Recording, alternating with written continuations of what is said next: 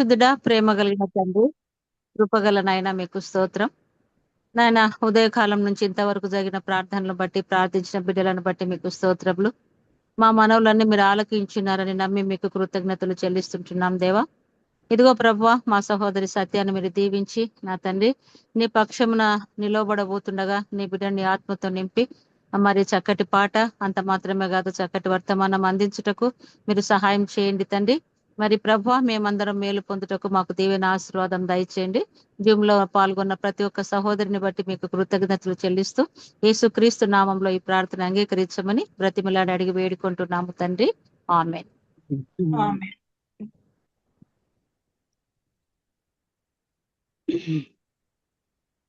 చేరువచ్చిన Zoom లో చేరువచ్చిన పరిశుద్ధ స్త్రీలందరికీ యేసు నామమున వందనాలమ్మా. వందనాలు. నాకు ఈ అవకాశం ఇచ్చిన దేవునికి స్తోత్రాలు చెల్లిస్తున్నాను. అంతేకాకుండా కేజక్క గారికి కూడా వందనాలు చెల్లిస్తున్నాను. పాట పాడుతున్నాము. దేవుని ప్రేమను తెలియజేస్తూ ఆయన మనల్ని ఏ విధంగా ప్రేమిస్తున్నాడో, ఎలాగో మనల్ని నడిపిస్తున్నాడో ఆ పాట పాడుకుందాం. నేనంటే నీకెందుకో ఈ ప్రేమ, నన్ను మరచిపోవెందుకు. నేనంటే నీకెందుకో ఈ ప్రేమ, నన్ను మరచిపోవెందుకు. నా ఊసే నీకెందుకు ఓ యేసయ్యా, నన్ను విడిచిపోవెందుకు. కష్టాలలో నష్టాలలో వ్యాధులలో బాధలలో కన్నీళ్లలో కడగండ్లలో వేదనలో శోధనలో నా ప్రాణమైనావు నీవు. ప్రాణమా నా ప్రాణమా, ప్రాణమా నా ప్రాణమా. నిన్ను మరచిపోయినా నన్ను మరచిపోలేవు, నిన్ను విడిచి వెళ్ళినా నన్ను వీడిపోలేవు. ఎందుకింత ప్రేమ నాపై యేసయ్యా, ఎందుకింత ప్రేమ నాపై యేసయ్యా, ఎందుకింత ప్రేమ నాపై యేసయ్యా, ఎందుకింత ప్రేమ నాపై యేసయ్యా. ఏ రుణమో ఈ బంధము నా ప్రేమమూర్తి, తాళలేను నీ ప్రేమను. ఏ రుణమో ఈ బంధము నా ప్రేమమూర్తి, తాళలేను నీ ప్రేమను. నేనంటే నీకెందుకో ఈ ప్రేమ, నన్ను మరచిపోవెందుకు. నా ప్రాణమైనావు నీవు. ప్రాణమా నా ప్రాణమా, ప్రాణమా నా ప్రాణమా. ప్రార్థించకపోయినా పలకరిస్తూ ఉంటావు, మాట వినకపోయినా కలవరిస్తూ ఉంటావు. ఎందుకింత జాలి నాపై యేసయ్యా, ఎందుకింత జాలి నాపై యేసయ్యా, ఎందుకింత జాలి నాపై యేసయ్యా, ఎందుకింత జాలి నాపై యేసయ్యా. ఏ రుణమో ఈ బంధము నా ప్రేమమూర్తి, తాళలేను నీ ప్రేమను. నేనంటే నీకెందుకో ఈ ప్రేమ, నన్ను మరచిపోవెందుకు. నా ప్రాణమైనావు నీవు. ప్రాణమా నా ప్రాణమా, ప్రాణమా నా ప్రాణమా. ఆమేన్. హల్లెలూయా.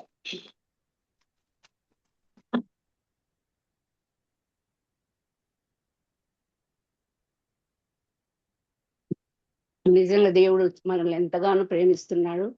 మనం మర్చిపోయినా కూడా ఆయన మర్చిపోడు. మనం ఆయనను విడిచినా కూడా మనం విడవని దేవుడు ఆయన. నిజంగా మనల్ని ఎంతగానో ప్రేమిస్తున్న దేవుడు ఆయన.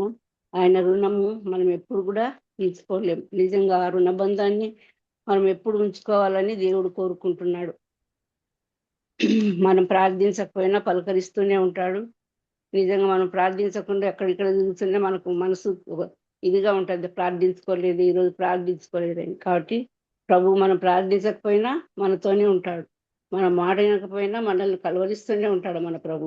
నిజంగా ఎంతో జాలిగల దేవుడు మన యేసయ్య. అటువంటి దేవుని మనం కలిగి ఉన్నందుకు మనం ఎంతో ధన్యులం. సరే, ఇప్పుడు వాక్యంలోకి వెళ్దాము.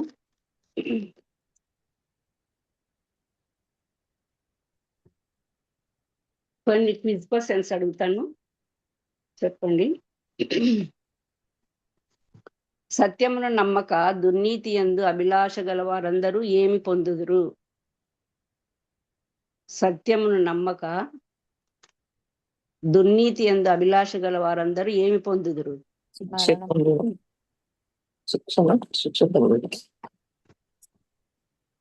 ఎవరు చెప్పింది? శిక్షావిధి.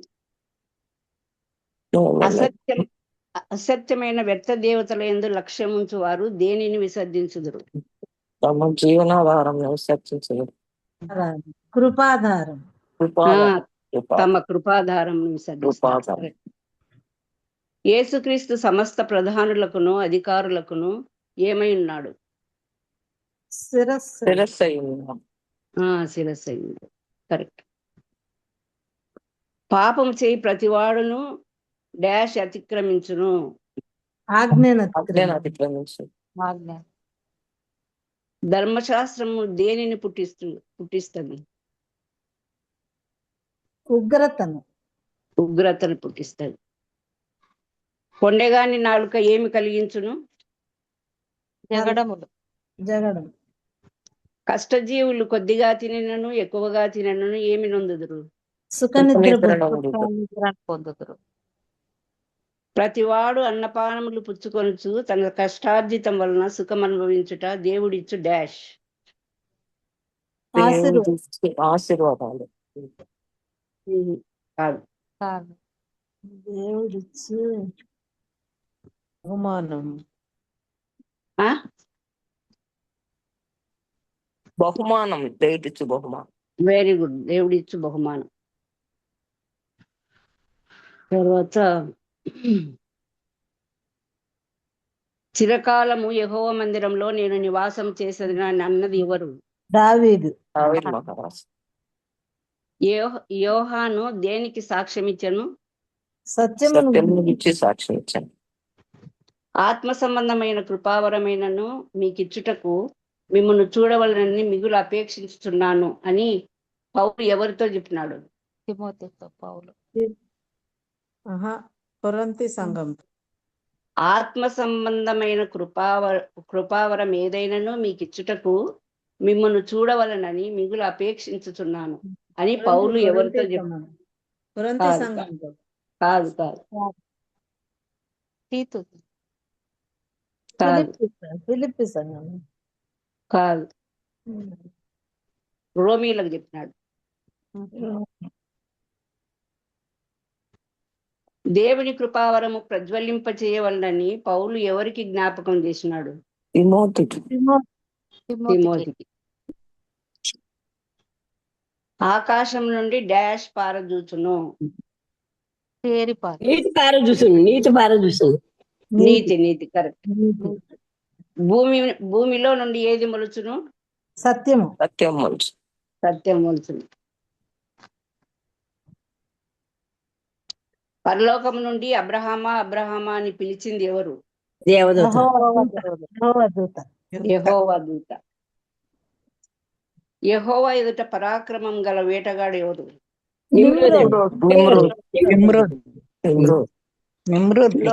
లోకమునందు విమర్శ స్థానమున దుర్మార్గత జరుగుటయు, న్యాయముండవలసిన స్థానమున దుర్మార్గత జరుగుటయు నాకు కనబడెను అని అన్నది ఎవరు? ప్రసంగి. సొలొమోను. కరెక్ట్.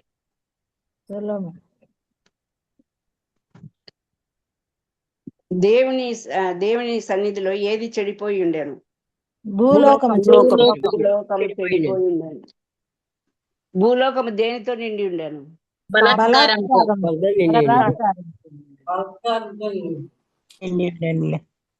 లోకం పుట్టినది మొదలుకొని మరుగు చేయబడిన సంగతులను ఎవరు తెలియజేసింది?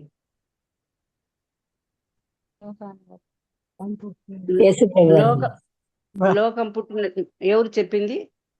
నేనే అండి. యేసుక్రీస్తు వారు. ప్రభునామమున బోధించిన ప్రవక్తలను దేనికి మాదిరిగా పెట్టుకోవాలి? సహనమునకు మాదిరిగా.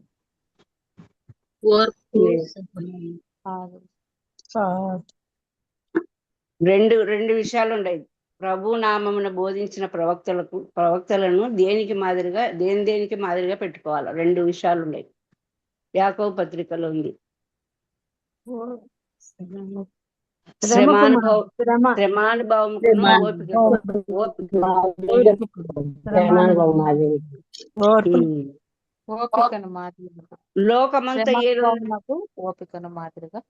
లోకమంతా ఏలునట్టి మూడవ రాజ్యం ఒకటి లేచును, అది డాష్ వంటి దగును. లోకమంతా దానియేలు గ్రంథంలో ఉంది.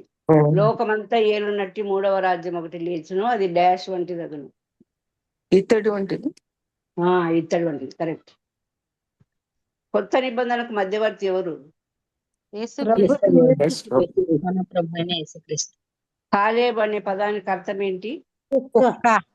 కుక్క. శరీరమును జీవింపజేయుచున్నది ఎవరు? ఆత్మయే శరీరమును జీవింపజేయు. ఆత్మ కదా? కరెక్ట్. ఆత్మ. కరెక్ట్. ఆత్మనే. ఇశ్రాయేలీల చెర తర్వాత ఉన్న ప్రవక్తలు ఎవరు? హగ్గై, మలాకి, జకర్యా. కరెక్ట్. హగ్గై, జకరియా, మలాకి. ఓకే. ఇంకొకటి అడుగుతాను. 88 మంది పిల్లలు కలిగిన తండ్రి ఎవరు? రెహబాబు. కరెక్ట్. రెహబాబుకి ఎంతమంది భార్యలు? 18 మంది భార్యలు. ఎంతమంది కుమారులు, ఎంతమంది కుమార్తెలు? 30 కుమారుల కుమార్తె. 60 మంది కూడా కదక్క? 28 మంది కుమారులు, 60 మంది కుమార్తె. 60 మంది కుమార్తె. అయితే రెహబాము తన భార్యలందరికంటే, ఉపపత్తులందరికంటే ఎవరిని ఎక్కువగా ప్రేమించినాడు? అబ్షాలోము కుమార్తె మయాకాను ప్రేమించినాడు. అబ్షాలోము కుమార్తె అయిన మయాకాను ప్రేమించినాడు. దేవునికి స్తోత్రం. అందరు చక్కగా ఆన్సర్లు చెప్పినారు. ప్రభువుకు వందనాలు.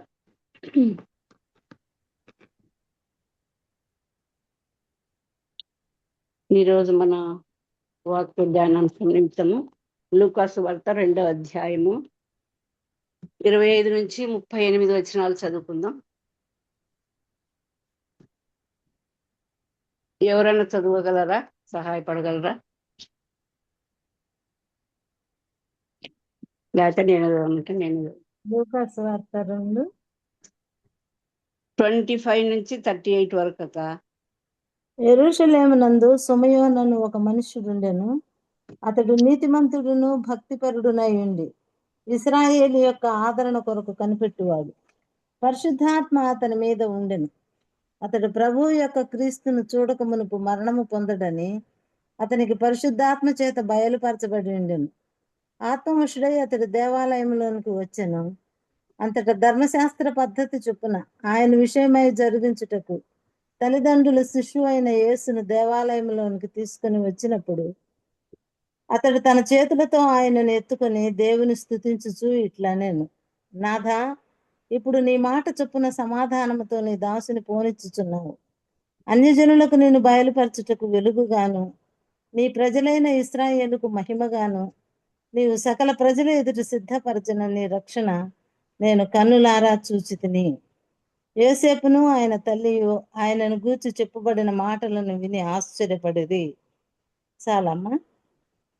38 వరకు సుమయోను వారిని దీవించి, ఇదిగో అనేక హృదయాలోచనలు బయలుపడినట్లు ఇశ్రాయేలులో అనేకులు పడుటకును తిరిగి లేచుటకును వివాదాస్పదమైన గురుతుగా ఈయన నియమింపబడి ఉన్నాడు. మరియు నీ హృదయంలోనికి ఒక ఖడ్గము దూసుకుని పోవునని ఆయన తల్లి అయిన మరియతో చెప్పాను. మరియు ఆషేరు గోత్రికురాలును పనుయేలు కుమార్తెనైన అన్నా అను ఒక ప్రవక్త్రి ఉండెను. ఆమె కన్యాత్వం మొదలు 7 ఏండ్లు పెనిమిటితో సంసారము చేసి బహుకాలము గడిచినదై 84 సంవత్సరములు విధవరాలై ఉంది. దేవాలయము విడువక ఉపవాస ప్రార్థనలతో రేయింబగళ్ళు సేవ చేయుచుండెను. ఆమె కూడా ఆ గడియలోనే లోపలికి వచ్చి దేవుని కొనియాడి యెరూషలేములో విమోచన కొరకు కనిపెట్టుచున్న వారందరితో ఆయనను గూర్చి మాట్లాడుచుండెను. Thank you. ఓకే, ఒక్క నిమిషం ప్రార్థన చేసుకున్నాం. కృపాసక్తి సంపూర్ణమైన మా గొప్ప తండ్రి, దయాళుడమైన మా దేవ, నీతిమంతుడా, యథార్థవంతుడా, కృప చూపుట్ల యశవంతుడమైన గొప్ప దేవ, మీ పాదములకు వందనాలు, స్తోత్రాలు చెల్లిస్తున్నాను.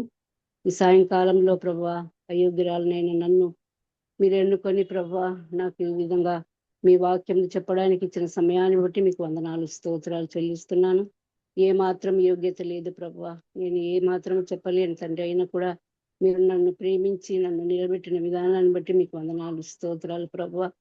అందు కృతజ్ఞత కలిగి మీ పాదములకు వెళ్ళలేని స్థితి కోటి వందనాలు చెల్లిస్తున్నాను తండ్రి. నన్ను మీ ఆత్మతో నింపండి, మీరే మాట్లాడండి, నన్ను మరుగుపరచండి ప్రభువా. మీరే సహాయం చేయమని, కృప చూపించమని, మీకే స్తుతి మహిమ ఘనత చెల్లిస్తూ ఆది అంతా మీరే ఉండమని, మీ వాక్యంతో అందరితో మాట్లాడమని మిమ్మల్ని వేడుకుంటూ యేసే పరిశుద్ధ నామమున బ్రతిమాలి అడిగి వేడుకుంటున్నాను నా తండ్రి. ఆమేన్, ఆమేన్. ఆపరేషన్ సమయంలో దేవుడు నాకు ఎంతగానో సహాయం చేసి మీ అందరి ప్రార్థన వల్ల నన్ను ఎంతగానో బలపరిచి ఈ విధంగా వాక్యం చెప్పడానికి నన్ను నిలబెట్టిన దేవాది దేవునికి స్తోత్రాలు చెల్లిస్తున్నాను. అక్క కూడా నన్ను ఎంతగానో ప్రేమించి ఆమె కూడా నాకు వాక్యాన్ని ఇచ్చినందుకే అక్కకు కూడా వందనాలు చెల్లిస్తున్నాను. ఈరోజు మన ధ్యానాంశము లూకా 2వ అధ్యాయము 25 నుంచి 35 వచనాలు. ఇందులో 2 వ్యక్తులు మనకు ఉన్నారు తెలుసు. ఆ 2 వ్యక్తులు ఎవరు? సుమయోను, అన్న. వీరిద్దరి జీవితాల ద్వారా మనము క్రైస్తవ జీవితం యొక్క లక్షణాలు ఏ విధంగా ఉంటాయో మనం తెలుసుకుందాం. సుమయోని గురించి 25వ వచనం నుంచి 35వ వచనం వరకు రాయబడింది. నేనేమైనా తప్పులు చెప్తే దయతో క్షమించమని అందరిని అడుగుతున్నానమ్మా. ఎందుకంటే నేను అందరిలాగా చెప్పలేను. దేవుడు నన్ను బలపరిచిన కొద్దీ, ఆయన నా నోట వాక్యం ఇచ్చిన కొద్దీ అది చెప్పగలను. దాన్ని బట్టి దేవునికి వందనాలు. సరే, చేసుకున్నాం. సుమయోని జీవితం గురించి 6 లక్షణాలు తెలుసుకుందాము. సుమయోని జీవితం ద్వారా ఫస్ట్ వచ్చేసి అతడు దేవుని ఎదుట నీతిమంతుడును భక్తిపరుడునై ఉండెను అని మనకు 25వ వచనం తెలుసు. యెరూషలేము నందు ఆయన యెరూషలేములో నివసిస్తున్నాడు సుమయోను. అతడు నీతిమంతుడును భక్తిపరుడునై ఉండి ఇశ్రాయేలు యొక్క ఆదరణ కొరకు కనిపెట్టేవాడు. ఇశ్రాయేల్ యొక్క ఆదరణ కొరకు కనిపెట్టేవాడు ఎవరు? సుమయోను. తర్వాత అతను పరిశుద్ధాత్మ అతని మీద ఉండింది. అతడు అనగా పరిశుద్ధాత్మతో నింపబడినాడు. అతడు ప్రభువు యొక్క క్రీస్తును చూడక మునుపు మరణం పొందాడని అతనికి పరిశుద్ధాత్మ బయలుపరిచింది. నిజమే కదా, పరిశుద్ధాత్మ చేత బయలుపరచబడ్డాడు అనమాట. అంటే ప్రభువుని తప్పకుండా క్రీస్తును చూస్తాడని ఆయనను చూసిన తర్వాతనే ఆయన మరణం పొందుతాడని తెలియబడింది. ఆత్మవశుడే అతను దేవాలయంలోనికి వచ్చినాడు అనమాట. ఈ విధంగా 25వ వచనం మనకు తెలుపుతా ఉంది. కాబట్టి అతడు దేవుని ఎదుట నీతిమంతుడును భక్తిపరుడునై ఉన్నాడు. 30వ వచనంలో కూడా చూస్తే మనకు అంటే 30వ వచనంలో దేవుని గురించి అంతా చెప్తాడనమాట సిమియోను. ధర్మశాస్త్ర సంబంధమైన క్రియల మూలముగా ఏ మనుషుడు నీతిమంతుడని తీర్చబడని రోమా 3:20లో సెలవిస్తుంది అనమాట. కాబట్టి సిమియోను నీతిమంతుడు భక్తిపరుడు. నీతిమంతుడు అంటే ఏ విధంగా నీతిమంతుడం కాగలము అనేది మనకు రోమా 3:20 సెలవిస్తుంది. ధర్మశాస్త్ర సంబంధమైన క్రియల మూలంగా ఏ మనుషుడు కూడా నీతిమంతుడుగా తీర్చబడనని రోమా 3:20లో మనం చూస్తాం. అదే విధంగా రోమా 3:24లో చూస్తే మనం రోమా 3:24 ఒకసారి చూద్దాము.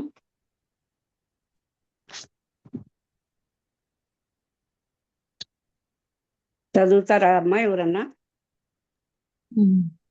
రోమా కాబట్టి 3:24 నమ్మువారు ఆయన కృపచేతనే క్రీస్తు యేసునందలి విమోచనము ద్వారా ఉచితముగా నీతిమంతులని తీర్చబడుచున్నారు. చాలమ్మా. నమ్మువారు ఆయన కృపచేతనే యేసునందలి విమోచనం ద్వారా ఉచితముగా నీతిమంతులని తీర్చబడుతున్నారు. ఏ విధంగా మనము నీతిమంతులమని తీర్చబడగలుగుతున్నామంటే ఆయన కృపచేత, అనగా ఆయన మన కొరకు సిలువలో మరణం పొంది ఆయన ప్రశస్తమైన రక్తమును కార్చి ఆ రక్తం ద్వారా మన పాపాలన్నీ కడిగి మనల్ని రక్షించుకొని ఆయన కృపచేత మనల్ని నీతిమంతులుగా తీర్చినారు. కాబట్టి అది ఉచితమైన కృప. ఆ కృప ద్వారానే మనం నీతిమంతులుగా తీర్చబడుతున్నాం. ఆ విధంగా సిమియోను కూడా నీతిమంతుడుగా తీర్చబడ్డాడనమాట. అదేవిధంగా రోమా 3:28 చూస్తే అదే 3:28లో కాగా ధర్మశాస్త్ర చదువమ్మా. కాగా ధర్మశాస్త్ర సంబంధమైన క్రియలు లేకుండా విశ్వాసం వలననే మనుషులు నీతిమంతులుగా తీర్చబడుచున్నారని ఎంచుచున్నాము. కాగా ధర్మశాస్త్ర సంబంధమైన క్రియలు లేకుండా విశ్వాసం వలననే మనుషులు నీతిమంతులుగా తీర్చబడుతున్నారు. అంటే ధర్మశాస్త్ర సంబంధమైన క్రియలు అవసరం లేదు. మనం విశ్వాసం వలననే మనుషులందరూ నీతిమంతులుగా తీర్చబడుతున్నారని మనకు రోమా 3:28లో తెలియజేస్తుంది. కాబట్టి మనం క్రీస్తు యేసు రక్తం నందు కడగబడ్డాం కాబట్టి ఆయన యొక్క విశ్వాసం ద్వారా ఆయనను కరుణాధారంగా బయలుపరిచినాడు. కాబట్టి మనం ఆయన తన నీతిని బట్టి తన నీతిని కనపరచు నిమిత్తము తాను నీతిమంతుడును యేసునందు విశ్వాసం గలవాడిగా నీతిమంతునిగా తీర్చువాడినై ఉండుటకు ఆయన అలాగు చేశాను. కాబట్టి మనమందరం ఆయన ఎందుకు అలాగు చేసినాడంటే, రక్తం ఎందుకు కార్చినాడంటే మనమందరము విశ్వాసములుగా నీతిమంతులుగా ఉండాలని ఆయన మన కొరకు ఒక్కసారే ఆ సిలువలో తన యొక్క రక్తంను చిందించిన దేవుడు. కాబట్టి సిమియోను ఏ విధంగా నీతిమంతుగా భక్తిపరుడై ఉండెనో ఆ విధంగా మనము కూడా నీతిమంతులముగా ప్రభు యందు భయభక్తులు గల వారమై ఉండాలని ప్రభు కోరుచున్నాడు. రెండవదిగా తన విశ్వాసం పట్ల భక్తిపరుడును అంకిత భావం కలవాడుగా ఉన్నాడు. విశ్వాసం పట్ల ఏ విధంగా ఉన్నాడంటే ఆయన భక్తిపరుడుగా ఉన్నాడు, అంకిత భావం గలవాడుగా కూడా ఉన్నాడు. ఆయనను ఎందుకంటే ఆయన విశ్వాసం పట్ల భక్తిపరుడు అంటే ఆయన దేవుణ్ణి ఎల్లప్పుడూ సేవిస్తూ ఉన్నాడు అనమాట. ఆయన ఎందుకు భయభక్తులు గలవాడిగా ఉన్నాడు. కాబట్టి మనం కూడా ఆయన ఎల్లప్పుడూ సేవిస్తూ మనము ప్రభువును అంకిత భావం కలిగిన వారుగా ఉండాలన్నమాట. ఏ విధంగా సిమియోను అంకిత భావం కలిగిన వాడుగా ఉన్నాడంటే దేవుని సేవిస్తున్నాడు, ఆయన కొరకే ఎదురు చూస్తున్నాడు. ఆ విధంగా అంకిత భావాన్ని కలిగిన వాడుగా ఉన్నాడు అనమాట. మనం ఆయనకు సమర్పించుకోవాలి. ఏ విధంగా సిమియోను ఆయనకు సమర్పించుకొని జీవిస్తున్నాడో మనం కూడా ఆయనకు సమర్పించుకొని జీవించాలని కూడా దేవుడు కోరుచున్నాడు. రోమా 12:1-2లో చూస్తే రోమా 12:1-2. కాబట్టి సహోదరులారా, పరిశుద్ధమును దేవునికి అనుకూలమునైన సజీవ యాగంగా మీ శరీరములను ఆయనకు సమర్పించుకున్నడని దేవుని వాత్సల్యమును బట్టి మిమ్మల్ని బతిమాలుకొనుచున్నాను. ఇట్టి సేవ మీకు యుక్తమైనది. మీరు ఈ లోక మర్యాదను అనుసరింపక ఉత్తమమును అనుకూలమును సంపూర్ణము నయ్యున్న దేవుని చిత్తం ఏదో పరీక్షించి తెలుసుకున్నట్లు మీ మనస్సు మారి నూతన మొగట వలన రూపాంతరము పొందుడి. ఇక్కడ ఏం చెప్తున్నారంటే రోమ 12:1-2 చూస్తే, కాబట్టి సహోదరులారా, పరిశుద్ధమును దేవునికి అనుకూలమైన సజీవ యామముగా మీ శరీరములను ఆయనకు సమర్పించుకొనుడని దేవుని వాత్సల్యమును బట్టి మిమ్మల్ని బతిమాలుకుంటున్నానని పౌలు గారు చెప్తున్నారు అనమాట. కాబట్టి మనం సజీవ యాగంగా మన శరీరములను ఆయనకు సమర్పించుకోవాలి. తర్వాత మనం ఈ లోక మర్యాదను అనుసరించకూడదని కూడా తెలుపబడింది అనమాట. ఉత్తమమును అనుకూలమును సంపూర్ణమునైన దేవుని చిత్తం మీద పరీక్షించి తెలుసుకున్నట్లు.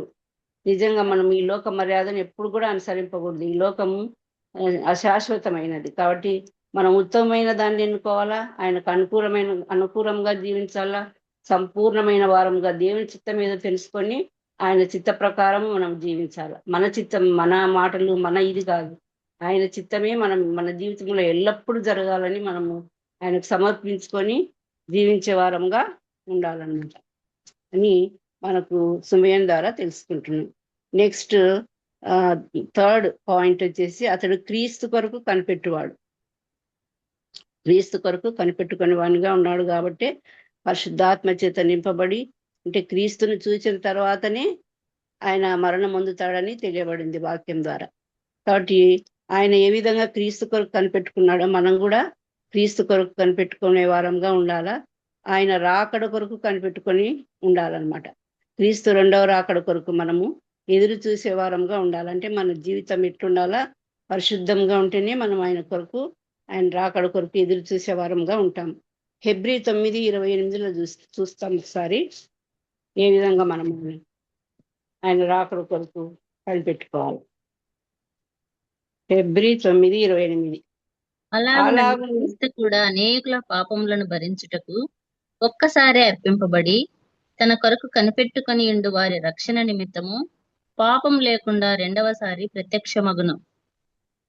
చూడండి, మనం ఎలా క్రీస్తు కూడా అనేకుల పాపాల కొరకు ఒకటేసారి, అంటే మన పాపాల కొరకు ఒక్కసారి ఆయన సిలువలో మరణం పొందినాడు, అర్పింపబడినాడు.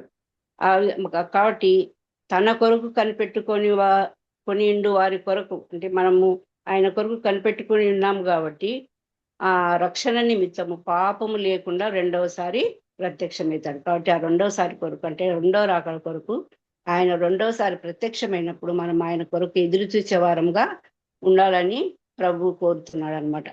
కాబట్టి 2వ రాకడ అనేది మనకు శుభప్రదమైన నిరీక్షణ అయి ఉన్నదనమాట.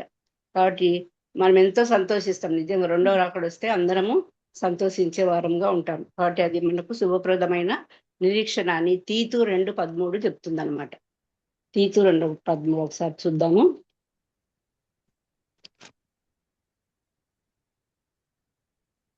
అనగా మహాదేవుడును మన రక్షకుడునైన యేసుక్రీస్తు మహిమ యొక్క ప్రత్యక్షత కొరకు ఎదురు చూచుచు ఈ లోకంలో స్వస్థబుద్ధితోనూ నీతితోనూ భక్తితోనూ బ్రతుకుతుండవలనని మనకు బోధించుతున్నది.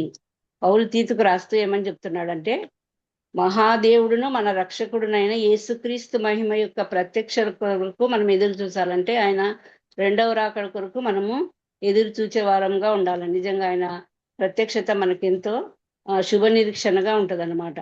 అంతేకాకుండా ఆ విధంగా మనము ఆయన ప్రత్యక్షత చూడాలంటే మనం ఏ విధంగా బ్రతకాలా, ఈ లోకంలో స్వస్థ బుద్ధితోనూ నీతితోనూ భక్తితోనూ మనము బ్రతుకుతుండాలి. ఇవన్నీ ఉంటేనే మనము ఆయన ప్రత్యక్షతను చూడగలము. ఆయన ఆ యొక్క 2వ రాకడ యొక్క శుభప్రదమైన నిరీక్షణ కలిగి మనం ఎదురు చూస్తాం ఆయనకు. అంతేకాకుండా 14వ వచనంలో కూడా చూస్తే, ఆయన సమస్తమైన దుర్నీతి నుండి మనల్ని విమోచించి సత్క్రియల యందు ఆసక్తి గల ప్రజలను తన కోసం పవిత్రపరచుకొని తన సొత్తుగా చేసుకుంటకు తన్ను తానే మన కొరకు అర్పించుకొని. నిజంగా మన దేవుడు ఎంత గొప్పవాడో చూడు. ఆయన మనల్ని సమస్తమైన దుర్నీతి నుండి మనల్ని విమోచించాలని కోరిన దేవుడు, మన సత్క్రియలు చేయాలని ఆశించిన దేవుడు. అందుకే మనము ఆయన కోసం పవిత్రపరచుకొని తన సొత్తుగా ఉండాలని మనల్ని ప్రభువు మన కొరకు తను తాను సిలువలో అర్పించుకున్నాడు అనమాట. కాబట్టి మనం ఆయన రాకడ కొరకు కనిపెట్టుకొని ఉండాలా. శుభప్రదమైన ఆయన రాకడ కొరకు మనం శుభప్రదమైన నిరీక్షణ కలిగి ఉండాలని మనము సుమయను జీవితం ద్వారా తెలుసుకుంటున్నాం. 4వదిగా పరిశుద్ధాత్మ అతని మీద ఉండేను. పరిశుద్ధాత్మ కూడా అతని మీద, అంటే పరిశుద్ధాత్మతో నింపబడినాడు అతడు. కాబట్టి అతడు ముందుగానే ప్రభువుని గురించి అన్ని కూడా చెప్పగలిగినాడు. మొదట క్రీస్తును వెంబడించిన వారు మాత్రమే పరిశుద్ధాత్మను పొందుకొని ఉంటారన్నమాట. పరిశుద్ధాత్మ శక్తిని పొందుకొని ఉంటారు. ఎవరైతే క్రీస్తును వెంబడిస్తారో వారు మాత్రమే పరిశుద్ధాత్మను కలిగి ఉంటారని అపోస్తల కార్యములు 1:8 చూస్తాము. అపోస్తల కార్యములు 1:8.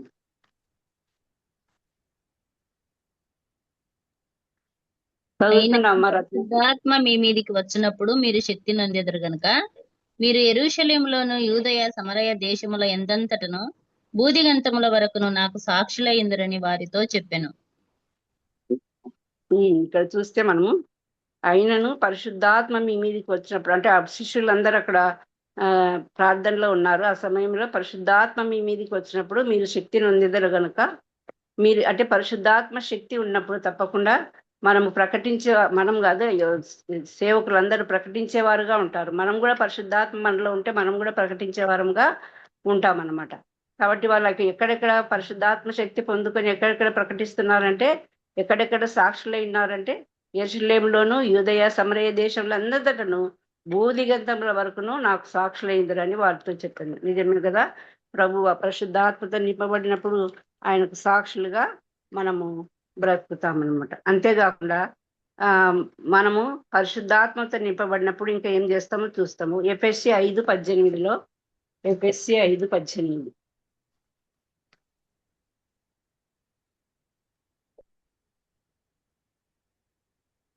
మరియు మద్యముతో మత్తులై ఉండకుడి, దానిలో దుర్వ్యాపారము కలదు.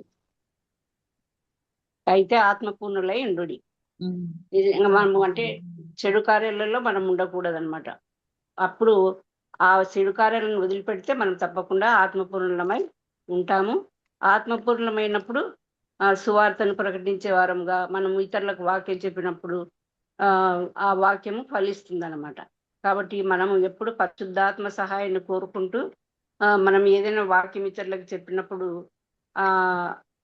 పరిశుద్ధాత్మ మనలో ఉంటే తప్పకుండా ఆ వాక్యం ఫలిస్తుంది, వాళ్ళ రక్షణలోకి కూడా వస్తారు. కాబట్టి మనం పరిశుద్ధాత్మ శక్తిని పొందుకొని ఉండాలంటే ప్రభువుని ఎప్పుడు మనలో ఉంచుకొని ఆయన సహాయాన్ని కోరుతూ ప్రార్థనలో మనము గడుపుతూ ఉండాలని 4వ పాయింట్ ద్వారా, అంటే సిమెయోను యొక్క జీవితం ద్వారా తెలుసుకుంటున్నాం అన్నమాట. నెక్స్ట్, అతడు క్రీస్తుని బట్టి సంతృప్తి నొందెను. నిజమే కదా, అతడు క్రీస్తుని బట్టి సంతృప్తి నొందినాడు, అంటే తృప్తి నొందినాడు చాలా. లూకా 2:28-30 చూస్తాం ఒకసారి, మళ్ళీ వెనకకు చూద్దాము. లూకా సువార్త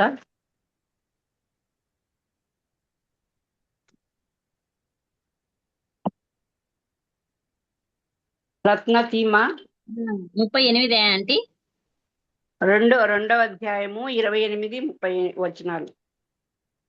ధర్మశాస్త్ర పద్ధతి చొప్పున ఆయన విషయమై జరిగించుటకు తల్లిదండ్రులు శిశువైన యేసును దేవాలయంలోనికి తీసుకుని వచ్చినప్పుడు అతడు తన చేతులలో ఆయనను ఎత్తుకొని దేవుని స్తుతించుచు ఇట్లా నేను నాదా ఇప్పుడు నీ చాలా అంటే 30 చదివినవా?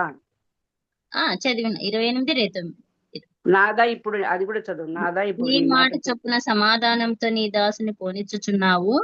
అన్యజనులకు నిన్ను బయలుపరచుటకు వెలుగుగాను, నీ ప్రజలైన ఇశ్రాయేలుకు మహిమగాను, నీవు సకల ప్రజల ఎదుట సిద్ధపరిచిన నీ రక్షణ నేను కన్నులారా చూచితిని. చాలు. ఇక్కడ మనకి ఏం చెప్తున్నాడంటే, ఆ సిమెయోను క్రీస్తుని బట్టి సంతృప్తి నొందినాడు.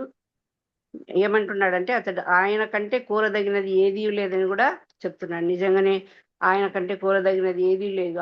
ఆత్మవశుడై ఆయన చేతులతో పట్టుకొని, ఆయన చేతులతో ఎత్తుకొని ఈ విధంగా చెప్పగలుగుతున్నాడు. ముందుగానే ప్రవేశిస్తున్నాడు. ఎందుకంటే పరిశుద్ధాత్ముడు తనలో ఉన్నాడు కాబట్టి. వచ్చి దేవాలయంలోనికి వచ్చి యేసును దేవాలయంలోనికి తీసుకొని వచ్చినప్పుడు అతడు తన చేతులతో ఆయన ఎత్తుకొని దేవుని స్తుతించుతూ ఇట్లా అన్నాడు. ఎప్పుడు అన్నాడు? పరిశుద్ధాత్మతో నింపబడినప్పుడు. నాదా ఇప్పుడు నీ మాట చొప్పున సమాధానంతో నీ దాసుని పోనిచ్చుతున్నావు. సమాధానం కలిగిన వాడుగా ఉన్నాడు ఆ సమయంలో. అన్ని జనులకు నిన్ను బయలుపరచుటకు వెలుగుగాను, నీ ప్రజలైన ఇశ్రాయేలుకు మహిమగాను, నీవు సకల ప్రజల ఎదుట సిద్ధపరిచిన నీ రక్షణ నేను కండ్లారా చూస్తున్నానని ప్రభువుని గురించి చెప్తున్నాడు అనమాట. ఇవన్నీ నిజమే. ఆయన నిజంగా ఆయన కంటే కోరదగిన వారు మనకు ఎవ్వరూ లేరు. ఆయనే మన సమస్తం. కాబట్టి కీర్తన 73:25లో దావీదు ఈ విధంగా అంటాడు. దా కీర్తనల గ్రంథము 73వ కీర్తన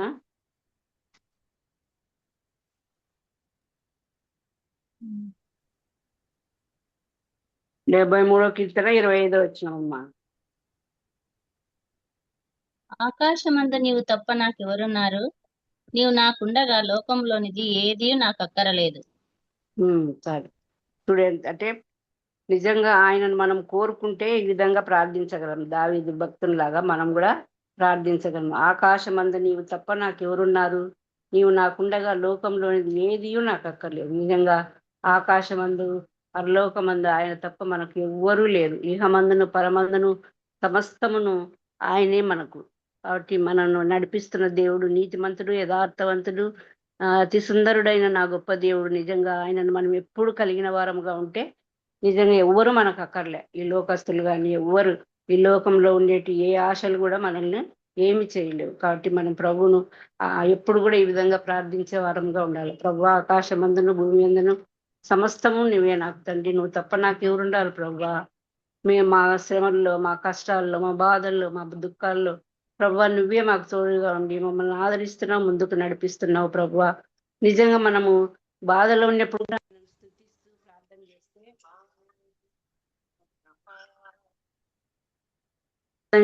మనకెంతో సంతోషం వస్తుంది అన్నమాట. నిజంగా మనం ఎప్పుడు కూడా ప్రభువును మన హృదయంలో ఉంచుకొని ఆయన మన చుట్టూ ఉన్నాడని మనం గ్రహించి మనం ముందుకు సాగి ఆయనను మాత్రమే హత్తుకొని ఆయనను మాత్రమే కోరుకొని జీవించే వారంగా ఉండాలి. అంతేకాకుండా మనం ఆయన పోలికలో ఉన్నందుకు కూడా మనం ఎంతో సంతృప్తిని ఉండాలి. నిజంగా ఆయన మనల్ని తన పోలికలో చేసుకున్నాడు.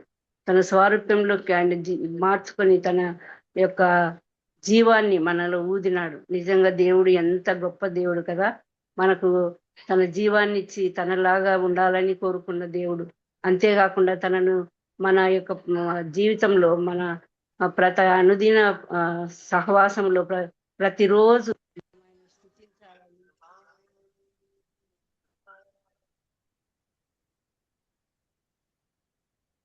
ఆయన కొంచెం ఫోన్ వస్తుందమ్మా, డిస్టర్బ్ అయింది, సారీ. ప్రతిరోజు మనము ఆయనను స్తుతించాలని, ఆయనను కొనియాడాలని, మన జీవితం ద్వారా ఆయనను కనపరచాలని, ఆయనను సంతోష పెట్టాలని ఆయన ఎంతగానో కోరుకుంటున్న దేవుడు. కానీ మనం కొన్నిసార్లు మన యొక్క శరీరం ద్వారా మనము ఆయనను బాధ పెడుతూ ఉంటాం. మన శరీరాశ, లోకాశ, నేత్రాశ ఇవన్నీ కూడా ఒక్కొక్కసారి మనల్ని డిస్టర్బ్ చేస్తుంటాయి. అటప్పుడు ఆయనను ప్రతిరోజు మనం సిలువ వేసే వరంగా ఉంటాం. ఆ విధంగా కాకుండా మనం ప్రభువును కోరుకొని, ప్రభువా నువ్వే మాకు అన్నిటికీ మీరే ఉన్నారు, ఆకాశమందును భూమి అందునే మీరే మా సమస్తం తండ్రి అని ఆయనను స్తుతిస్తూ, ఆయనను గణపరుస్తూ, ఆయన మహింపరుస్తూ, ఆయననే ముందుంచుకొని మనం జీవిస్తే ఆయన ఎంతో సంతోషించే దేవుడు. నువ్వే అన్నిట్లో నాకు కోరదగిన దేవుడు నాయన. నన్ను నీ రూపంలో చేసుకున్నావు తండ్రి, నీకు స్తోత్రమని ప్రతిరోజు ఆయన రూపంలో మనం ఉన్నందుకు మనం ఆయనను స్తుతిస్తూ ఆయనను గణపరిచే వారంగా తండ్రి ఆయనను తృప్తిపరిచే వారంగా మన జీవితాలు ఉండాలని దేవుడు కోరుకుంటున్నాడు. నిజంగా ఇంకొకటి, ఆయన వివేచన గలవాడు. ఎవరు? సిమియోను వివేచన కలిగిన మనిషిగా ఉన్నాడు. యెరూషలేములో క్రీస్తు మరియు మరియా శ్రమపడుదురని అతను ముందుగానే గ్రహించినాడు. నిజమే, వారు ముందుగానే గ్రహించినాడు కాబట్టి దేవుడు వివేచన ఇచ్చినాడు కాబట్టి ఆ యొక్క మాటను చెప్పగలిగినాడు. ఏ మాటను? లూకా సువార్త 2వ అధ్యాయంలో ముందుగానే క్రీస్తుని గురించి మరియ గురించి అన్ని కూడా వివరించినాడు అనమాట. అంటే మీరిద్దరు శ్రమ పడతారని కూడా తెలియజేసినాడు. తర్వాత అవి ఇంకొకటి, ఆత్మలు లేదా బోధలు దేవుని సంబంధమైనవి కావో పరీక్షించి తెలుసుకునేటట్లు కూడా చేస్తాడనమాట దేవుడు. వివేచన జ్ఞానం మనకు ఉంటే ఎటువంటి బోధలు చేస్తున్నారు, ఎటువంటి ఇది ఈ లోక సంబంధమైనదా లేకపోతే ప్రభు సంబంధమైనదా అనేది మనం తెలుసుకోగలుగుతాం అనమాట. ఈ విషయం తెలుసుకోవాలంటే 1 యోహాను 4:1 ఈ విధంగా ప్రభు మనతో మాట్లాడుతున్నాడు. 1 యోహాను 4:1 ఏ విధంగా దుర్బోధలను మనము చేసేయాలి. వివేచన జ్ఞానం ఉంటే మనం ఆ విధంగా చేయగలుగుతాం అనమాట. 1 యోహాను అనేకులైన అబద్ధ ప్రవక్తలు లోకంలోనికి బయలు వెళ్ళి ఉన్నారు గనుక ప్రతి ఆత్మను నమ్మక ఆయా ఆత్మలు దేవుని సంబంధమైనవో కావో పరీక్షించుడి. అంతేలే. నిజమే. వివేచన అనేది మనకు ఉన్నప్పుడు అబద్ధ ప్రవక్తలను మనం తెలుసుకుంటాం అన్నమాట. అవి లోకంలోనికి బయలు వెళ్ళి ఉన్నారు గనక ప్రతి ఆత్మను నమ్మక, ఏ ఆత్మను కూడా మనం నమ్మకూడదనమాట. ఏ ఆత్మను నమ్మకూడదంటే ఏ ఆత్మ మంచిదో, ఏ ఆత్మ పర సంబంధమైనదో, ఏ ఆత్మ భూ సంబంధమైనదో తెలుసుకోవాలంటే మనకు వివేచన కావాలా. వివేచన కావాలంటే అది ప్రభువు మాత్రమే ఇయ్యగలడు. కాబట్టి ఆ వివేచనను మనం కలిగి ఉండాలంటే ప్రభు దగ్గర మనము ప్రార్థించి ఆ వివేచన జ్ఞానాన్ని మనం పొందుకోవాలి. తర్వాత క్రీస్తు శరీరధారి వచ్చినని ఏ ఆత్మ ఒప్పుకొనునో, ఆయన శరీరధారి ఈ లోకానికి వచ్చినాడని ఏ ఆత్మ ఒప్పుకుంటుందో అది దేవుని సంబంధమైనది. ఏ ఆత్మ ఒప్పుకోదో అది ఈ లోక సంబంధమైనదని మనము గ్రహించాలన్నమాట. కాబట్టి ఇటువంటి వివేచన జ్ఞానాన్ని ఎవరిస్తారు? మనకు ప్రభు మాత్రమే ఇవ్వగలడు. కాబట్టి ప్రభువును మనము వివేచన జ్ఞానం కొరకు ప్రభువును అడుగుదుము కాక. ఇంకొకటి మేలు కీడులను వివేచించే జ్ఞానం కూడా దేవుడు మనకి ఇస్తాడు. అది కూడా మనకు అవసరం. మేలు కీడులను, ఏది మేలు ఏది కీడు అనేది గ్రహించడము, అటువంటి జ్ఞానము మనకు, వివేచన జ్ఞానం మనకు చాలా అవసరం. హెబ్రీ 5:14 చూస్తే అది తెలుస్తుంది అన్నమాట వివేచన జ్ఞానం గురించి. హెబ్రీ 5:14. వయస్సు వచ్చిన వారు అభ్యాసం చేత మేలు కీడులను వివేచించుటకు సాధకము చేయబడిన జ్ఞానేంద్రియములు కలిగి ఉన్నారు కనుక బలమైన ఆహారము వారికే తగును. వయసు వచ్చిన వారు అభ్యాసం చేత మేలు కీడులను వివేచించుటకు సాధకం చేయబడిన జ్ఞానేంద్రియములను కలిగిన. వయసు వచ్చిన వారంటే మనమే అనమాట. అందరం మనకు వయసు వచ్చింది, మనం అభ్యాసం అంటే మన జీవన విధానం చేత మనం మేలేదో కీడేదో వివేచించుకొనగలం. కానీ అది అట్లా వివేచించుకోవాలంటే అది సాధకం చేయాలి. మనం ప్రతిరోజు మనం మన దైనందిన జీవితంలో మనము ఈ మేలు కీడులను వివేచించగలుగుతున్నాం. అది నిజంగా వివేచించాలి. అది నిజంగా మేలా, అది నిజంగా కీడా అని తెలిసి అటువంటి వివేచన కావాలంటే మనము దేవుని దగ్గరనే కోరుకోవాలనుకోండి. అదే ఆయన ఇచ్చే మేలు కీడులను వివేచించే జ్ఞానాన్ని ఆయన్నే ఇస్తాడు. తర్వాత ఇంకోటి ఏంటి అంటే బోధలు సత్యమైనవి కావు అది కూడా తెలుసుకోవడానికి కూడా మనకు దేవుడు వివేచనను అనుగ్రహిస్తాడు అనమాట. కాబట్టి ఇవన్నీ వివేచన మనసును మనకు ఇవ్వాలంటే ప్రభు దగ్గర మనం కోరుకోవాలి. ఈ విధంగా సిమియోను తన జీవితం ద్వారా ఆయన ఇవన్నీ మనకు తెలియజేస్తున్నాడు అనమాట. మనం తెలుసుకోవాలి ఆయన నిజంగా. ఇంకొకటి సత్యాన్ని గ్రహించాలి. మనం ఏది సత్యము ఏది అబద్ధము అనేది కూడా మనం గ్రహించే వారముగా ఉండాలి. 2 కొరింథీ 11:13-15 చూద్దాము. 2 కొరింథీ 11 అధ్యాయము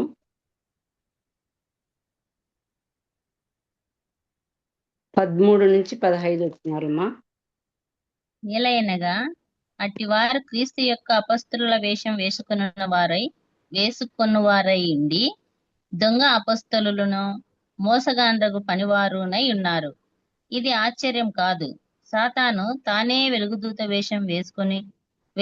వేషం ధరించుకొనుచున్నాడు గనుక వాని పరిచారకులను నీతి పరిచారకుల వేషం ధరించుకొనుట గొప్ప సంగతి కాదు. వారి క్రియల చొప్పున వారికి అంతము కలుగును. ఇక్కడ ఏలైనగా అట్టి వారు క్రీస్తు యొక్క అపోస్తుల వేషం ధరించుకున్న వారంటే ఈ లోకస్తులు అపోస్తుల వేషం ధరించుకొని మేము అపోస్తులము, మేము క్రీస్తు వారము అనే దొంగ బోధలు అన్ని చేస్తారనమాట. కాబట్టి దొంగ అపోస్తులను మోసగాండ్లను మనం నమ్మకూడదని వాక్యం ద్వారా సెలవిస్తుంది. ఈ విధంగా నమ్మకుండా ఉండాలంటే, ఆ బోధన తెలుసుకోవాలంటే మనకు వివేచన జ్ఞానము ఎంతో అవసరం. కాబట్టి మనము వివేచన జ్ఞానం కొరకు ప్రభు దగ్గర కోరుకుందాం. అంతేగాక మేలు కీడులను వివేచించే జ్ఞానం కూడా మనకు అవసరమైనది. అది కూడా ప్రభు దగ్గరనే మనం పొందుకుంటాం. అంతేకాకుండా సత్యాన్ని గ్రహించే వారంగా ఉండాలన్నమాట. కాబట్టి ఇప్పుడు మనము ఈ సిమియోను ద్వారా మనం ఏమేమి నేర్చుకున్నామంటే, అతడు దేవుని ఎదుట నీతిమంతుడు, భక్తిపరుడై ఉన్నాడు. తర్వాత విశ్వాసం పట్ల భక్తిపరుడు, అంకిత భావం కలిగిన వాడుగా ఉన్నాడు. క్రీస్తు కొరకు కనిపెట్టేవాడుగా ఉన్నాడు. పరిశుద్ధాత్మ తన మీద ఉండింది కాబట్టి అతడు అన్ని ప్రవచించగలిగినాడు. ముందుగానే క్రీస్తుని బట్టి సంతృప్తి నొందినాడు. వివేచన గల ఆత్మను కలిగిన వాడుగా ఉన్నాడు. ఈ తర్వాత అన్న ప్రవక్తిని గురించి ఇప్పుడు తెలుసుకుందాం. ఆమె జీవితం ద్వారా మనము ఏం నేర్చుకోగలమో చూద్దాం. 36 నుంచి 38 లూకా సువార్త ఈ 2వ అధ్యాయము 36, 38 వచనాలు చదువుతాను. మరియు ఆషేరు గోత్రికురాలను పనూయేలు కుమార్తెయునైన అన్న అన్న ఒక ప్రవక్తి ఉండెను. ఆమె కన్యాత్వం మొదలు 7 ఏండ్లు పెనిమిటితో సంసారం చేసి బహుకాలం గడిచినదై 84 సంవత్సరములు విధవరాలయుండి దేవాలయము విడువక ఉపవాస ప్రార్థనలతో రేయింబగళ్ళు సేవ చేయుచుండెను. ఆమె కూడా ఆ గడియలోనే లోపలికి వచ్చి దేవుని కొనియాడి యెరూషలేంలో విమోచన కొరకు కనిపెట్టుకొనుచున్న వారందరితో ఆయనను గూర్చి మాట్లాడుచుండెను. చాలమ్మా. ఈమె అన్న అనేటమే ఆషేరు గోత్రికురాలు సమూయేలు కుమార్తెనై ఉండిందనమాట. ఈమె ప్రవక్తిగా పిలువబడింది. ఆమె కన్యత్వం మొదలుకొని నిజంగా ఆమె విధవరాలు అయినప్పటికీ కూడా దేవుని యొక్క మందిరాన్ని విడవకుండా ఆ మందిరంలోనే ఆమె కనిపెట్టుకొని ప్రభు కొరకు అక్కడే తన జీవనం అంతా గడిపింది. నిజంగా వృద్ధాప్యం వరకు అక్కడే ఉండిందనమాట. బహుకాలం అక్కడే 84 సంవత్సరాలు అక్కడే విధవరాలే ఉండింది. ఎంత ఓపికతో ఎదురు చూసిందంటే నిజంగా మనమైతే గినంగా వదిలిపెట్టి వచ్చేసింది అక్కడి నుంచి. ఇన్ని ఏళ్ళు అక్కడ ఉండలేము. కానీ అందుకే ఆమె ప్రవక్తిగా పిలువబడింది అనమాట. నిజంగా ప్రభు సన్నిధిలో రేయింబగలు ఉపవాస ప్రార్థన చేస్తూ ప్రభు కొరకు కనిపెట్టిన దానిగా ఉండిందనమాట. ఉపవాసం ఉండి ప్రార్థించేదాన్ని. అంతేకాకుండా ప్రార్థించడం ఎలాగో కూడా మనకు నేర్పింది ఆమె. నిజంగా ఎంత ఓపికతో ప్రార్థించింది. యాకోబు 5:16-18 ఈ విధంగా చెప్తుంది. యాకోబు దేని యాకోబు పత్రిక 5వ అధ్యాయము 16-18 వచ్చినారు. మీ పాపములను ఒకనితోనొకడు ఒప్పుకొనుడి, మీరు స్వస్థత పొందినట్లు ఒకని కొరకు ఒకడు ప్రార్థన చేయుడి. నీతిమంతుని విజ్ఞాపన మనఃపూర్వకమైనదై బహు బలం గలదై ఉండును. ఏలియా మన వంటి స్వభావం గల మనుష్యుడే. వర్షింపకుండానట్లు అతడు ఆసక్తితో ప్రార్థన చేయగా 3.5 సంవత్సరముల వరకు భూమి మీద వర్షింపలేదు. అతడు మరలా ప్రార్థన చేయగా ఆకాశము వర్షం ఇచ్చెను, భూమి తన ఫలముని ఇచ్చెను. చాలమ్మా. నిజంగా ఇక్కడ మనకి ఏం తెలుస్తుందంటే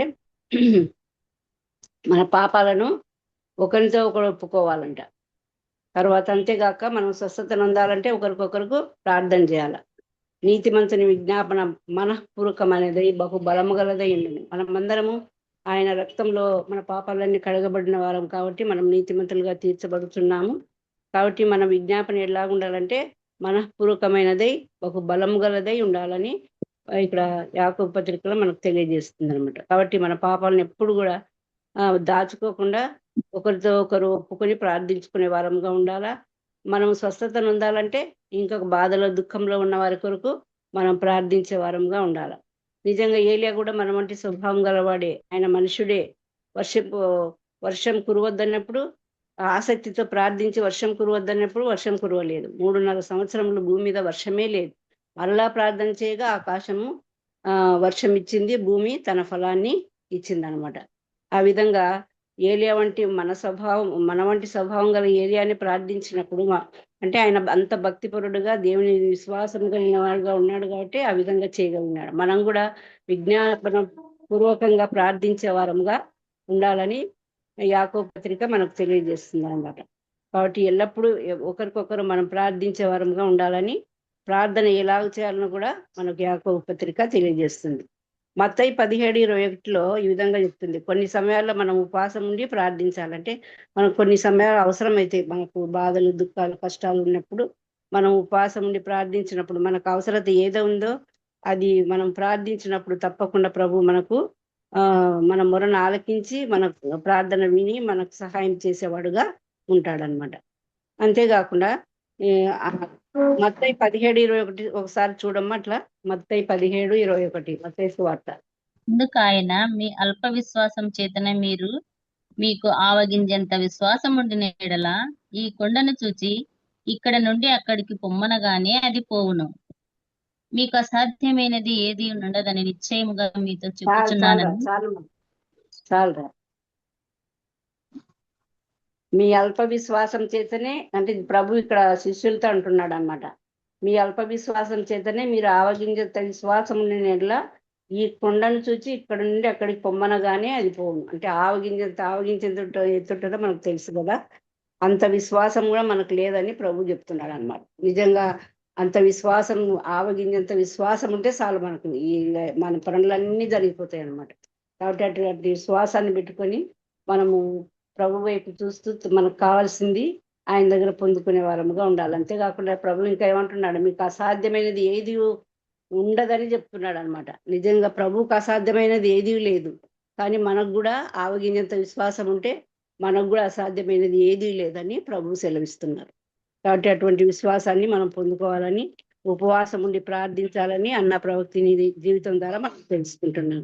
అంతేకాక ఆమె దేవుని కొనియాడింది, ఆమె దేవుని స్తుతించింది, కొనియాడింది అనమాట. ఆమె వెంటనే అది మందిరంలోనికి వచ్చింది. సుమయోను ఉన్నప్పుడే తను కూడా మందిరంలోనికి వచ్చి వారితో పాటు వారిని ప్రభువును కొనియాడింది అనమాట. ఆయనను చూచింది, మనసారా ఆయనను చూసి తృప్తి పొందింది, ఆమె కృతజ్ఞత కలిగి ఉంది అనమాట. దేవుడు మనకు అనుగ్రహించిన వాటితో మనం కూడా తృప్తి పొంది కృతజ్ఞత కలిగిన వారంగా ఉండాలి. మనకు అది లేదు ఇది లేదు ధనాపేక్ష అనేది అస్సలు ఉండకూడదు.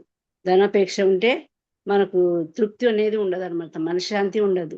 కాబట్టి దేవుడు మనకి ఏది ఇస్తుందో అది చాలు, అన్నవస్త్రములు గల వారమై మాత్రమే ఉండాలని ప్రభు కోరుకుంటున్నాడు. కాబట్టి మనం అన్నవస్త్రములు కలిగిన వారమై ప్రభువుని ఎల్లప్పుడూ సేవిస్తూ, ప్రభువా నువ్వు నాకు ఇది ఇచ్చినవు తండ్రి, నాకు చాలు, నేను నీలో ఉండి తృప్తి పొందే బిడ్డగా ఉండడానికి సహాయం చేయండి. పక్క వాళ్ళని చూసి వీళ్ళని చూసి వాళ్ళకి అది ఉందేవో, అబ్బా వాళ్ళు ఇంత సొమ్ము చేపించుకున్నారు, ఎంత అందంగా ఉన్నారు, ఇవన్నీ కూడా మనకు ఏమి వద్దు. ప్రభువే మన అందం, ప్రభువే మన సమస్తం అనుకొని తృప్తి కలిగి కృతజ్ఞత కలిగి, ప్రభువును నాకు ఇచ్చిన, నిజంగా మనం ఏ రోజు కూడా ఆకలితో ఉన్నామా, మనకు వస్త్రం లేకుండా ఏనాడు ఉన్నామా, ఎప్పుడు లేదు. ప్రభు మనకు అన్ని అన్న వస్త్రములు కలిగిన వారంగా సమృద్ధిగా ఇచ్చినాడు. ప్రభు మనల్ని ఎంతగానో పోషిస్తున్న దేవుడు ఆయన. ఆ దేవుని మనం ఎప్పుడూ మరవకూడదు. ఆయనలో సంతృప్తి కలిగి, ప్రభువా నీ కొరకు మేము జీవించే వారంగా మాత్రమే ఉండడానికి సహాయం చేయండి, మీరు ఇచ్చిన దాంతో తృప్తి పొంది కృతజ్ఞత కలిగిన వారంగా ఉండాలని ప్రభు కోరుతున్నాడు. కాబట్టి ఆ విధంగా మనం ఉండడానికి ప్రభు మనకు సహాయం చేయను గాక. హెబ్రీ 13:5 ఒకసారి చూస్తామమ్మా. హెబ్రీ 13:5.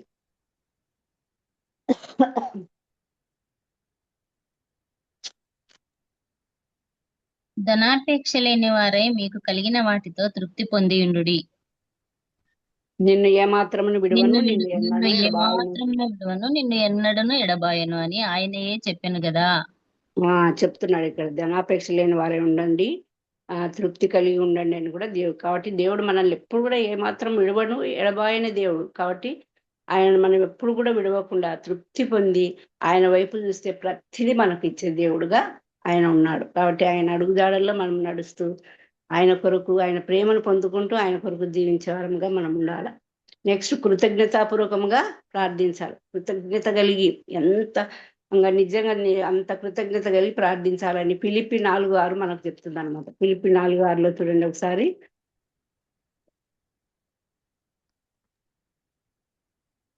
దేనిని గూర్చి చింతపడకుడి గాని ప్రతి విషయములోనూ ప్రార్థన విజ్ఞాపనముల చేత కృతజ్ఞతాపూర్వకంగా మీ విన్నపములు దేవునికి తెలియజేయుడి. దేని గురించి చింతపడొద్దు. నిజంగా మన చింత యావత్తు ఆయన మీద, నీ భారం అంతా నా మీద మోపు అన్నాడు దేవుడు.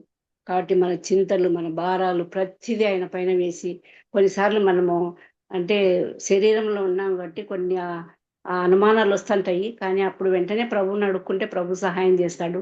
ఇది అవుతుందా, ఇది కాదా, ఎట్లా ప్రభు, ఇది లేదే అని ఒక్కోసారి అట్లా వస్తుంది. ఒక సైతాన్ని అట్లా ప్రేరేపిస్తుంది. కానీ వెంటనే మనం సరి చేసుకొని, ప్రభువా ఇది నేను తప్పుగా ఆలోచించినాను తండ్రి, క్షమించు అని మనం ప్రభువుని అడిగినప్పుడు తప్పకుండా ప్రభు మనకు సహాయం చేసేవారుగా ఉంటారు. అంతే కాబట్టి ఏ విషయంలో చింత కూర్చున్నా, ప్రతి విషయంలో ప్రార్థన చేస్తూ ప్రభు దగ్గరికి పోతే అన్ని మనకు ఆయన ఇచ్చేవాడుగా ఉన్నాడు. అంతేకాకుండా కృతజ్ఞతాపూర్వకముగా మన విన్నపములు దేవుని తెలియదంట. కృతజ్ఞత కలిగి పూర్వకముగా ఆయనను మన విన్నపాలు ఆయన తెలియజేస్తే తప్పకుండా అవన్నీ మనకు ఇచ్చే దేవుడుగా మన ప్రభు ఉన్నాడు. ఆమె సాక్షిగా కూడా ఉంది. తర్వాత ఆమె విమోచన కొరకు కనిపెట్టుచున్న వారందరితో ఆమె క్రీస్తుని గురించి మాట్లాడింది. లోపలికి పోయి ఆమె కూడా దేవాలయంలో పోయి విమోచన కొరకు అక్కడ ఉన్న వారందరూ ఎంతమంది విమోచన కొరకు కనిపెడుతున్నారు వాళ్ళందరి దగ్గరికి పోయి ప్రభుని గురించి హెచ్చరించింది అనమాట. ఈ చూడు, ప్రభు మన విమోచకుడు, ఆయన మనల్ని విమోచించడానికి వచ్చినాడని ఆయనను గురించి అందరికీ చెప్పింది. ఆ విధంగా సాక్షిగా తను దీవించింది అనమాట. ఎంత గొప్ప ధన్యత కదా ఆమె. నిజంగా అటువంటి జీవితాన్ని మనం కూడా జీవించే వారంగా ఉండాలా, ఆయనకు సాక్షిగా బ్రతకాలా, ఆయనను కొనియాడే వారంగా ఉండాలా, ఉపవాసం నుండి ప్రార్థించే వారంగా ఉండాలా, కృతజ్ఞత గల వారమై ఉండాలా, కృతజ్ఞతాపూర్వకంగా మన విన్నపాలు దేవునికి తెలియజేసుకునే వారంగా ఉండాలా. నిజంగా అటువంటి జీవితాన్ని దేవుడు మనకందరికీ అనుగ్రహించును గాక. అంతేకాకుండా అపోస్తలుల కార్యంలో 1:8 ఇందాకనే చూసినామంటే దేవునికి మనం సాక్షులుగా జీవించాలని. పరిశుద్ధాత్మతో నింపబడినప్పుడు మనం ఆయనకు సాక్షులుగా జీవించగలము, ఇతరులకు మనం వాక్యం చెప్పగలము, అన్ని చేయగలం. కాబట్టి పరిశుద్ధాత్మను పొందుకొని ప్రభును ప్రార్థించి కృతజ్ఞతాపూర్వకంగా ప్రార్థించినప్పుడు తప్పకుండా ప్రభు మనకు పరిశుద్ధాత్మ వరాన్ని అనుగ్రహించాడు. మనలో ఉంటాడు ఆయన. మనము ఇతరులకు వాక్యం చెప్పినప్పుడు ఆ పరిశుద్ధాత్మ మనలో ఉంటే తప్పకుండా ఆ వాక్యం ఫలిస్తుంది, అభివృద్ధి పొందుతుంది అనమాట. కాబట్టి ప్రభుత్వం మనం ఆ విధంగా సహవాసం కలిగిన వారంగా, ఆయనను ప్రేమిస్తూ ఆయన ఎంతో భయభక్తులు కలిగిన వారంగా జీవించాలి. ఇద్దరు కూడా అన్న తర్వాత సుమయోని ఇద్దరు కూడా పెద్దవారు. వాళ్ళు పెద్దవారు ఇంటి కూడా వారు అక్కడ ఉండి వారికి మాదిరికరంగా జీవించినారు అనమాట. దేవుని పరిచర్యను అక్కడ దేవాలయంలో చేస్తూ వాళ్ళ యొక్క పరిచర్య ద్వారా దేవుని కనపరిచినారు. ఆ విధంగా మన జీవితాల ద్వారా కూడా మనము దేవుని కనపరిచే వారంగా ఉండాలి. అవును, వీరు క్రైస్తవులు, వీళ్ళలో దేవుడు ఉన్నాడు, అందుకే వీళ్ళు ఈ విధంగా ఉండగలుగుతున్నారు. మనం చిన్న దాంట్లో కూడా నమ్మకంగా ఉండాలి ప్రభువుకు. ఏ చిన్నది ప్రతి చిన్న దాంట్లో అది ₹1 కానీ ఎంతనన్నా కానీ దాన్ని అది నమ్మకంగా ఉంటే ఒకరోజు నేను నీళ్ళు ఆయనకు ₹1 తక్కువ ఇచ్చాను అనమాట. నా మనసుగా కొట్టి దేవా ₹1 తక్కువ ఇచ్చినాన్ని ఇంకా బాధపడుకుంటా మరుసటి రోజు బాబు ₹1 నేను తక్కువ ఇచ్చిన, నువ్వు చూసుకోలేదు చూడని మళ్ళీ ఇచ్చిన. అప్పుడు ఆ పిల్లడు ఇట్లే చూస్తున్నాడు. అవునైనా ఇంకా మాకు అంతే, మేము అట్లా ఉంటాము, నువ్వు అట్లా చూడొద్దులే, నేను ఇయ్యలేదు, నువ్వు చూసుకోలే, నేనే ఇయ్యలేదని ఇచ్చిన అనమాట. ఆ విధంగా ప్రతి చిన్న దాంట్లో మనము ప్రభువుకు నమ్మకంగా ఉంటే మన ప్రవర్తన ద్వారా, మన క్రియల ద్వారా ప్రభువుని చూపించే వారముగా మన జీవితాలు ఉండాలి. అవి మన పెద్దవాళ్ళమని వాళ్ళు వందనాలు వాళ్ళు వచ్చి చెప్పేంత వరకు అట్లే కూర్చుంటారు అనమాట.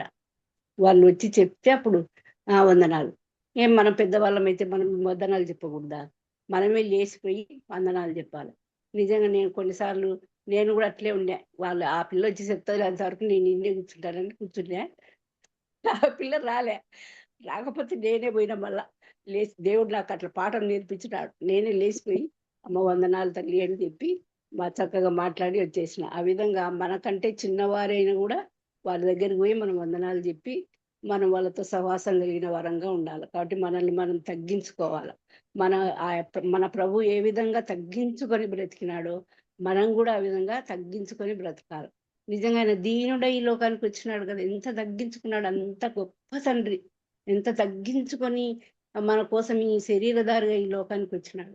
కాబట్టి మనం కూడా మనల్ని మనం తగ్గించుకొని ప్రతి విషయంలో నేను ఆ విధంగా నేర్చుకున్న తగ్గింపు అనేది నా దేవుడు నాకు నేర్పించినాడు. కాబట్టి తగ్గింపు కలిగి వినయులమై దేవుని ఆసక్తి కలిగి ప్రతి విషయంలోనూ ఆయనను కనపరిచే బిడ్డలంగా మనం ఉండాలి. ఇవన్నీ కూడా మన సుమయోను జీవితం ద్వారా ఇన్ని మంచి లక్షణాలు మనం నేర్చుకోగలిగినాం. ఈరోజు దేవుడు ఈ లక్షణాలన్నీ మనకు దయచేయను గాక. ఆమేన్. దేవుడి వాక్యాన్ని దీవించును గాక. ఆమేన్. మంచి వర్తమానం అందించినందుకు థ్యాంక్ యూ. కృతజ్ఞతలు తెలియజేస్తున్నాం. మనం విన్నటువంటి భాగం కదండి, ఎరిగినటువంటి భాగమే కానీ చాలా క్రొత్త అంశాలు సత్యం మన దగ్గరకు తీసుకొచ్చింది. మొట్టమొదట పాట పాడింది కదా, ఎందుకు ఇంత ప్రేమ నాపై యేసయ్య. నిజంగా మనల్ని దేవుడు ఎంతగా ప్రేమించినాడో ఆయన ప్రేమను వర్ణించడానికి మనం సాలిన వరం కాదు అని ఆ పాట ద్వారా తెలియజేసినారు. చక్కటి పాటను బట్టి వందనాలు. ఆ తర్వాత వాక్య ధ్యానం కొరకు సుమియోను గురించి మన మధ్యకు తీసుకొని వచ్చినారు. ఆయన నీతిమంతుడని, భక్తిపరుడని, ఆదరణ కొరకు ఇశ్రాయేలు యొక్క ఆదరణ కొరకు కనిపెట్టేవాడని, పరిశుద్ధాత్మ చేత కొన్ని ముందుగానే రాబోయేటువంటి అంశాలు అతడు తెలియపరిచినట్లుగా, అంకిత భావము కలిగినటువంటి వాడుగా, ఆయన చిత్తం నెరవేర్చేవాడుగా, క్రీస్తు కొరకు కనిపెట్టేవాడుగా, మరి మనం కూడా ఒక శుభప్రదమైన నిరీక్షణ అనగా దేవుడు మనకు రెండవ రాకడ కొరకు సిద్ధపాటు కలిగి మనము జీవించాలని కొన్ని మాటలు కదా. దాన్ని బట్టి మనం సంతృప్తి కలిగి ఉండాలి. క్రీస్తులో ఉన్నటువంటి మనము ఏ స్థితిలో ఉన్నా కూడా ఆ స్థితిలో సంతృప్తి కలిగి నేర్చుకుని ఉన్నాను అని పౌలు అంటారు కదా. దీన స్థితిలో ఉండే ఎరుగుదును, సంపన్న స్థితిలో ఉండే ఎరుగుదును కదా, ఆకలిగానే ఉండే ఎరుగుదును. 3 దశలు మన జీవితాలలో కూడా ఒక్కోసారి ఆకలిగానే ఉండవలసిన పరిస్థితులు కూడా మనకు కనిపించి ఉండవచ్చు. కానీ దేవుడు ఆ స్థితిలో మనం ఉంచలేదు. అంచెలంచెలుగా ఆశీర్వదించి హెచ్చించారు ప్రభు. ఆ తర్వాత మనం చూస్తున్నాం. ఆ తర్వాత రెండవ అంశంగా అన్నాను గురించి మన మధ్యకు తీసుకొని వచ్చింది సహోదరి. ఆమె ప్రవక్తని అనేటువంటి మాట మనం చూస్తుంటున్నాం. ఆమె ప్రార్థనా పర్రాలు కదండి. ఎన్ని ఏళ్ళు దేవాలయంలో విడవక ప్రార్థన చేసిందండి? ఎన్ని సంవత్సరాలు? 84 సంవత్సరాలు. అంటే మాటలా చెప్పండి. ఆమె జీవిత కాలం అంతా చెప్పాలంటే ఆమె దేవుని కొరకు బ్రతికినట్లుగా మనం చూస్తూ ఉంటాం. ఎంత భక్తి పర్రాలు కదండి, ఎంత ప్రార్థనా పర్రాలు. రేయింబగలు ఉపవాసం ఉంటూ ఆయన మందిరాన్ని విడిచిపెట్టకుండా ప్రార్థించినటువంటి గొప్ప ప్రవక్తిని అన్న ప్రవక్తిని మనకు కనబడతా ఉంది. కాబట్టి ప్రార్థన అనేటువంటిది మన జీవితంలో చాలా ముఖ్యమైనటువంటి అంశం. అలాగే ఏలియా మన వంటి స్వభావము కలిగినటువంటి వాడు, కానీ అతడు ఆసక్తితో ప్రార్థించగా అనేటువంటి మన ప్రార్థనలో ఆసక్తి కలిగి మనము ప్రార్థించాలి. అనేక రకాలుగా ప్రార్థనలు చేస్తారు, కానీ ఆసక్తి కలిగి ఉంటా. మరి అటువంటి ఏలియా వంటి ప్రార్థన కూడా మన జీవితంలో ఎంత అవసరం. ప్రార్థన ద్వారా దేవుడు గొప్ప కార్యాలు జరిగిస్తాడు. ఆ తర్వాత చెప్తూ మరి ఆవగింజంత విశ్వాసం కదా. ఆవగింజంత మన యొక్క వాడేటువంటి వంట వస్తువులన్నిట్లో కంటే ఆవగింజ చాలా చిన్న పరిమాణం, కానీ ఆవగింజంత విశ్వాసం కూడా మనకు లేదని మనం హెచ్చరించబడ్డాం. నిజమే, నేనైతే ఒప్పుకుంటాను. చాలా సార్లు అవిశ్వాసం, అల్ప విశ్వాసం. దేవుడు ఎంతో గొప్ప కార్యాలు చేస్తాడని మనకు తెలుసు, కానీ ఒకవైపు మనకు అల్ప విశ్వాసం మన జీవితాన్ని కృంగదీస్తా ఉంటది. కానీ దేవుడు గొప్ప కార్యాలు దేవుడు చేసే దేవుడుగా మన దేవుడు ఉన్నాడు. ఏలియాను గురించి చెప్పారు సహోదరి.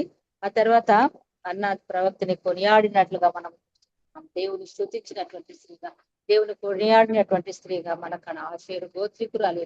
మరి ఎంత గొప్ప జీవితము ఈమె జీవించినట్లుగా మన సహోదరి మనకు వివరించింది. అలాగే మరి ఒక మాట మనకు చెప్పింది కదా, ధనాపేక్ష లేని వారై ఉన్న దానితో సంతృప్తి కలిగి. ధనం ఒకవేళ ఉన్నా కూడా ఆ ధనాన్ని గురించి మనం వినవీగవలసిన అవసరం లేదు, కానీ ఆ ధనం ఎందే మనం ఆపేక్షించకూడదు. కానీ అది ధనాపేక్ష సమస్తమైనది. ఒకవేళ అలాగే ధనం మీదనే మనం దృష్టిన్నట్లయితే అది సమస్త విధమైన కీడులకు మూలము అని దేవుడి వాక్యం ద్వారా మనం హెచ్చరించబడ్డాం. ఏదైనా ఉందంటే అది దేవుడు మనకి ఇచ్చిందని దాంట్లో మనం సంతృప్తి కలిగి మనం నేర్చుకోవాలి. ఆయనకు కృతజ్ఞత కలిగిన జీవితం మనం చూపించాలి కదండి. కృతజ్ఞతాస్తుతులు చెల్లించాలి ప్రభుత్వ. దేవుడు మన జీవితంలో చేసిన ప్రతి మేలు, ప్రతి ఉపకారము కొరకు ఆయన కొరకు మనం కృతజ్ఞత కలిగి ఉండాలి. 10 మంది కుష్ఠరోగులు కదండి బాగైపోయినారు, కానీ ఎంతమంది వచ్చారు దేవుని సన్నిధికి? ఆయన దగ్గరికి ఎంతమంది వచ్చారండి? ఒక్కడే కదా.